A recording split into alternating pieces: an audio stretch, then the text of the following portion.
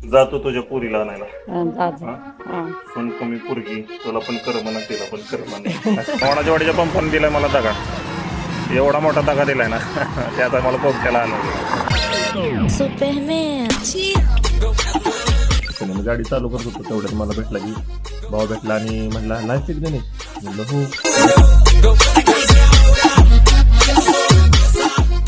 चाललंय रेंडरिंग आणि मी इथं आहे. अजून 10 मिनिटं लागतील. सोनाचा काय फोन नाही आला. तुझ्या सोनाला तिकडं जायला पण टाइम नाही, यायला पण टाइम नाही. गेली तिकडं आणि लगेच आज गेली की नाही, समजा आज सकाळी गेली की संध्याकाळी मेसेज येतो कधी न्यायला येणार आहे. लगेच दुसऱ्या दिवशी सकाळी म्हणते न्यायला या. आता बघ कसं करायचं सांग मला.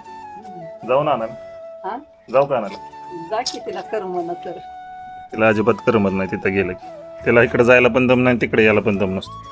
दोन्हीकडे जीव अडकतो तिचा. तिथं करमतं थोडंसं, तिथं थोडंसं करमायला लागलं की इकडची आठवण येते, इकडची आठवण आली तिथं करमत नाही. पण बऱ्यापैकी आता इथंच रोडायला लागली आहे की नाही. चांगलं करमायला लागले ना आता. Yes yes yes. तर शुभ सकाळ मंडळी, स्वागत आहे तुमचं नवीन एका व्लॉगमध्ये. आज निघालोय मी जैतापूरला. बायकोला आमच्या जायला पण दम नसतो, यायला पण दम नसतो.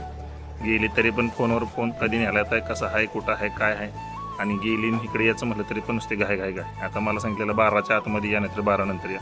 आता वाजून गेलेत बरोबर वाजले दाखवतो मला. 12 वाजून 13 मिनटं झालेत.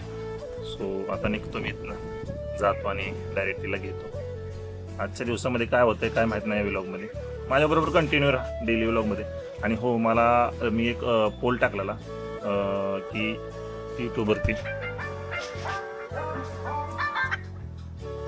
हॅलो हॅलो, हां निघतोय आता. नाव काढलं आणि लगेच फोन आला पण. स्वतः निघालो मी तिला आणायला. कसं आहे, तिला तिथं पण करमत नाही, इथं पण करमत नाही. म्हणजे कसं होतं, तिकडून आलं की इथं लगेच तिचं मन रुळत नाही, करमत नाही. पण इथं एकदा मन रुळलं की कोणा तिकडे गेलं की तिकडं एक 10-15 मिनटं राहतं, घरातल्यांची बोलतं. त्याच्यानंतर मी इकडं आलो की पुन्हा मग त्याला तिथं करमत नाही. स्वतः निघालो आणायला. माणसांच्या बायका म्हणजे एखाद्याच्या बायको जी आहे ती 10-10 दिवस, 8-8 दिवस, 5-5, 6-6 दिवस राहू शकते.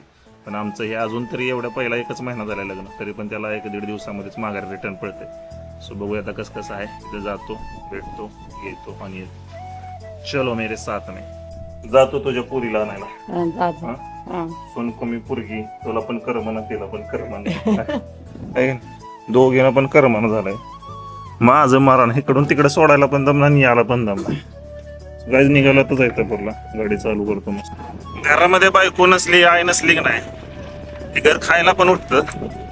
आणि बायको नाही आली ना तर त्यांच्या शब्दांना उत्तर देऊन देऊन आहे ना, तोंडाला फेस पण तेवढाच येतो. हे रस्ता कधी व्यवस्थित होईल काय माहित आहे का.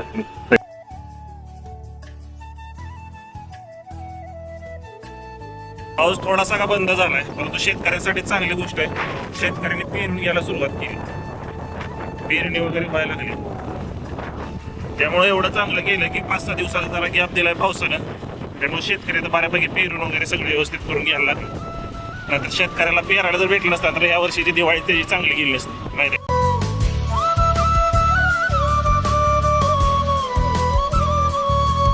गाईज मी दिला यायला व्लॉग लावून बघायला, कारण की आज दिवसभर जरा मी कामाला बायको आली आत्ताच आणि मी निघालोय.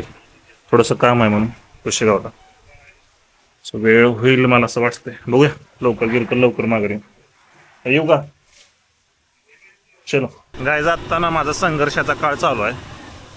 म्हणजे आर्थिक परिस्थिती बाबतीत असेल, मानसिक असेल, सगळ्याच म्हणा लय बिकट चालू आहे आता सध्या. पण मी लवकरात लवकर आहे ना ह्या सगळ्या गोष्टी बदलणार आहे. म्हणजे कमसे कम पहिली माझी आर्थिक स्थिती सुधारली की नाही की सगळ्या गोष्टी बदलतील. सो त्यासाठी मी खूप कष्ट करणार आहे. गाईज मी आहे सध्या आता कुमटा फाट्यावरती. आणि विषय असा झाला की मी निघालो कुशेगावला आणि त्याला संपलं गाडीतलं, म्हणून वडाच्या पंपावर गेलो.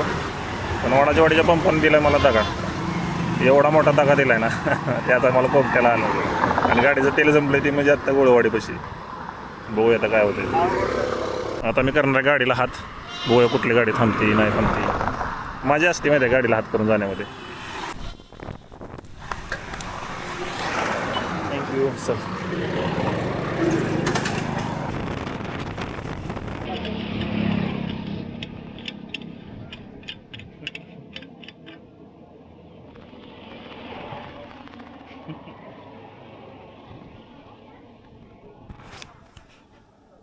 त्याच्या यायला बताच बसते पण कळत.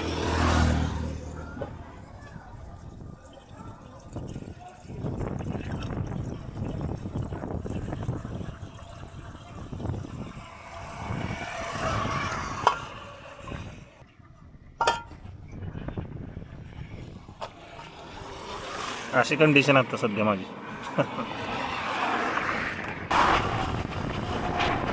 हे कॅन घेऊन आलोय मी. आता विषय असा होता की हे कॅन मध्ये तेल घ्यायचं, ते तेल घेऊन इथं यायचं, इथून तेल टाकायचं, पण हे कॅन माघारी द्यायचं. कारण की कॅन मध्ये तेल भेटत नाही सध्या. आता पुन्हा माघारी जायचं, ते पण कुठं पुसेगाव. या हजामतेवरच माझं सगळी हलपाट जाम झालं माहिती. या हजामतेवरच गाईज मी पुसेगावातनं येत होतो त्यावेळेस मला एक तिथं भाव भेटला आणि जस्ट मी मॉलमधनं नाही का साहित्य घेत होतो, तांदूळ वगैरे घेतलं आणि मसाला वगैरे घेतला आणि मॉलमधनं बाहेर आलो. तेवढ्यात मला एक भाव भेटला तिथं आणि म्हणजे भेटला म्हणजे असं नाही का अनपेक्षितपणे मी गाडी चालू करत होतो तेवढ्यात मला भेटला की भाव भेटला आणि म्हणला लाईफ विथ गणेश. म्हणलं हो. म्हणजे मी पण एकदम ह्याच्यात होतो अवस्थेमध्ये की मला लवकर येत होतं, परंतु मला त्याला नाव विचारता आलं नाही.